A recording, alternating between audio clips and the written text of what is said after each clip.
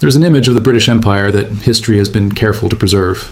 The long Victorian twilight, the institutions, the railway lines stretching across subcontinents, the rule of law, imperfect but present, in places that had known only the law of the strongest.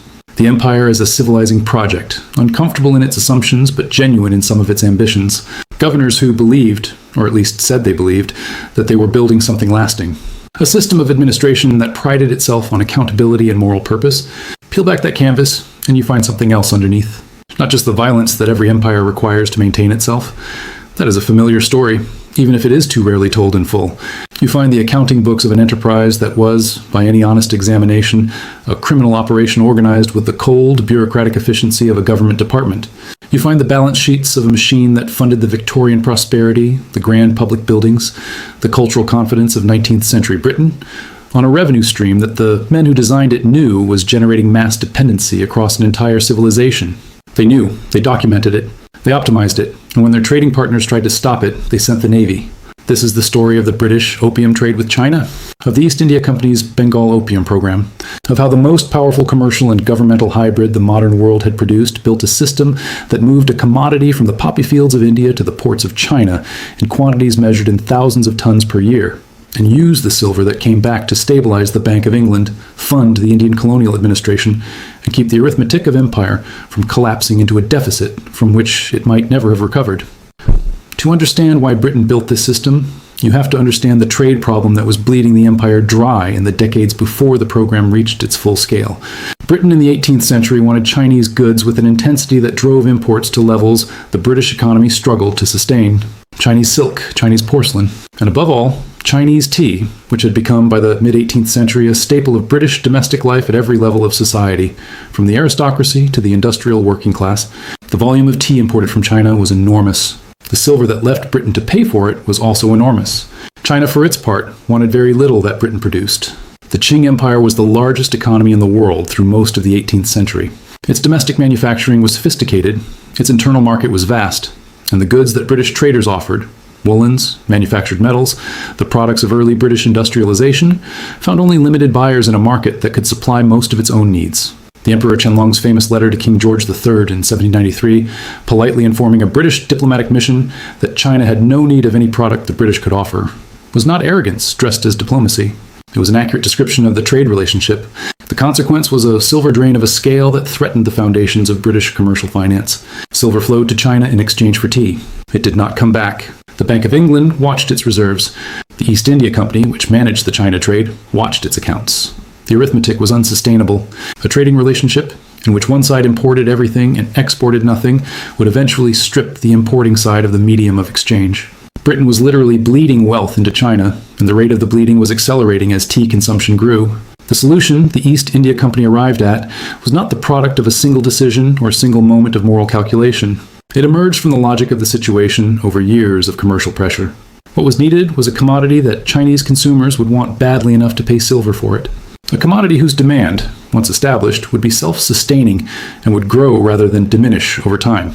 A commodity that bypassed the rational logic of the market, in the sense that a buyer's relationship with it was not primarily determined by price or alternatives or considered preference. The darker logic of human biology, the company's more candid strategists understood, was the only mechanism that could reliably reverse a silver flow of this magnitude. Bengal, which the East India Company had been administering since the mid-18th century, was ideal for poppy cultivation. The climate, the soil, the availability of agricultural labor, and the administrative apparatus that the company had established all made it possible to organize production at scale. And the company did organize it at scale, not through private contractors operating at arm's length, not through the informal networks of traders who could be disowned when inconvenient, but directly as a government department organizes a supply chain. Farmers were contracted, in arrangements that were nominally voluntary and practically coercive, to grow poppy rather than food crops. Processing facilities were established. The product was weighed, graded, and packed with the systematic precision of an industrial operation. Annual production targets were set and monitored. Officials were accountable for meeting them. The distribution into China was managed with a sophisticated structure designed to provide the company with its revenue, while maintaining a degree of distance from the final transaction that gave London a layer of deniability. The processed product was sold at auction in Calcutta to private merchants, the so-called country traders, who then transported it to the Chinese coast, The actual delivery into China, in defiance of Chinese law, was conducted by these private operators from receiving ships anchored offshore or through the network of Chinese middlemen who distributed it inland. The company did not technically smuggle the product into China. It sold it to men who did. The distinction was understood by everyone involved to be a legal fiction. It was a useful one. If nobody has ever explained to you that the Victorian prosperity you have seen portrayed in countless period dramas, the country houses, the railways, the confidence of an empire at its height, was substantially underwritten by the systematic organization of mass dependency across Chinese society. Subscribe now. The balance sheet of empire is one of the most important and least discussed documents in modern history. Stay with us. The scale of what the program eventually achieved was extraordinary by any measure. By the middle of the 19th century, the annual volume of the trade had grown to tens of thousands of tons. The silver flowing back to India and from there to London was stabilizing the company's finances, funding the administration of British India, and providing the capital that the broader imperial enterprise required. The trade deficit that had been threatening the Bank of England had been reversed. The tea that British consumers drank every morning was, in the most direct financial sense, being paid for by the dependency that was spreading through Chinese coastal cities and then inland. The Qing government was not unaware of what was happening. Chinese officials documented the social consequences with increasing alarm through the early decades of the 19th century. The dependency was affecting soldiers, affecting the capacity of the state to collect taxes, affecting the social fabric of communities that had previously been stable. The Qing court was not unanimous about how to respond.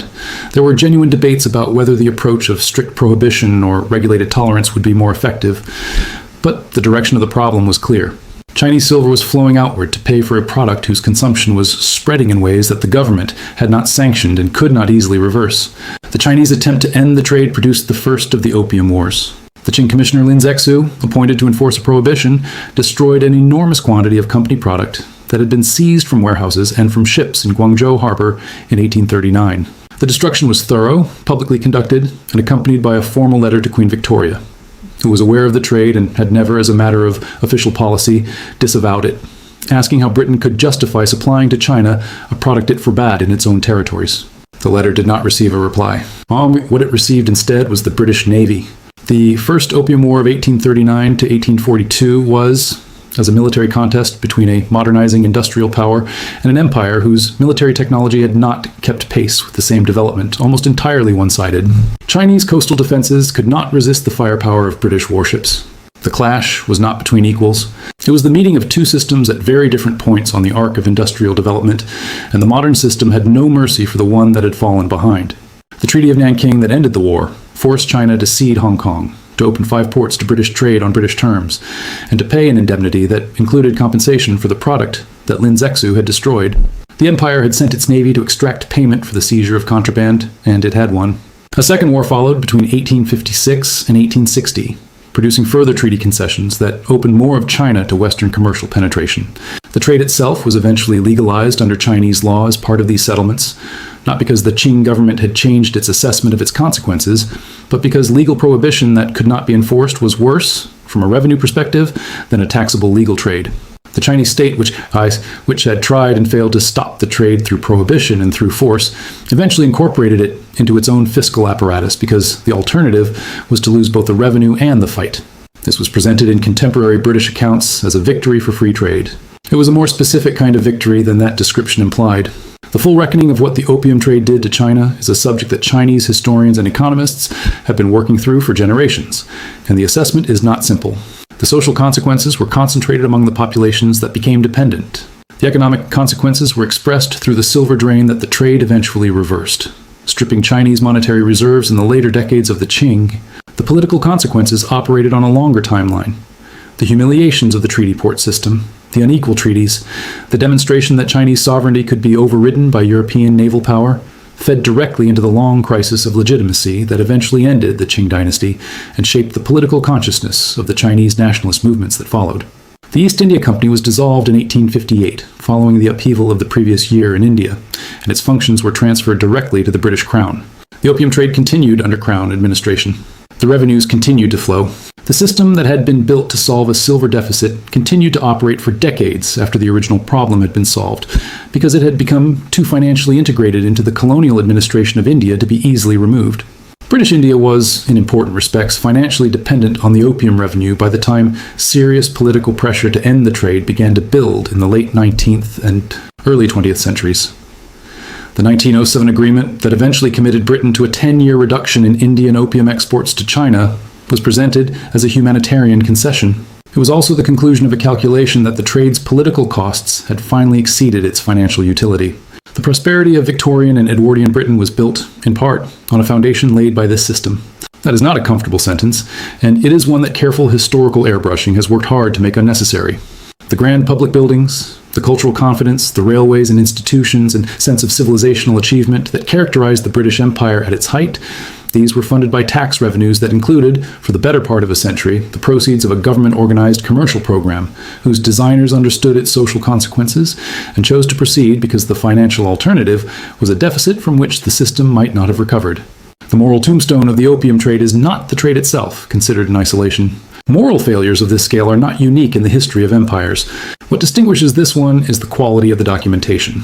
The men who built and managed this system wrote down what they were doing. They analyzed its social effects. They calculated its financial returns. They designed the deniability structures that gave the state distance from the final transaction while ensuring it captured the revenue. They filed the paperwork with the bureaucratic thoroughness of a government department that expected to be audited. The books exist. The ledgers exist. The correspondence exists. The inconvenient memory is not hidden in the archives. The legacy of the trade lingers in the suspicion that runs beneath the surface of modern relationships between China and the Western powers. The century of humiliation, the Chinese historical framing of the period from the Opium Wars to the Communist Revolution, is not primarily about the opium trade itself. It encompasses much more than that, but the trade is where it begins. The moment when peace and prosperity for one civilization was made structurally dependent on a managed dependency in another. History is not over, it is underwritten.